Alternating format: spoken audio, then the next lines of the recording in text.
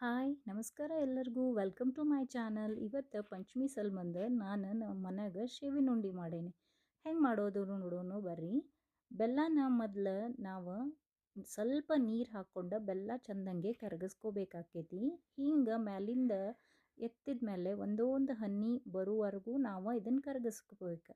ಆಮೇಲೆ ಒಂದು ಬಟ್ಟಲ್ದೊಳಗೆ ಹಿಂಗೆ ಒಂದು ಡ್ರಾಪ್ ಹಾಕಿ ನೀವು ಚೆಕ್ ಮಾಡ್ಕೊಳ್ರಿ. ಹಿಂಗೆ ಮೆತ್ತಗೆ ಒಂದು ಸಣ್ಣ ಉಂಡಿಗತಿ ಆತಂದ್ರೆ ಇದು ಕನ್ಸಿಸ್ಟೆನ್ಸಿ ಕರೆಕ್ಟ್ ಐತಿ.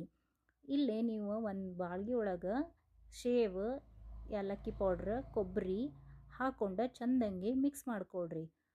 ಆಮೇಲೆ ಇದಕ್ಕೆ ನಾವು ಮಾಡಿರೋ ಅಂಥ ಬೆಲ್ಲದ ಪಾಕ ಹಾಕಿ ಚಂದಂಗೆ ಕಲಿಸ್ಕೊಳ್ರಿ.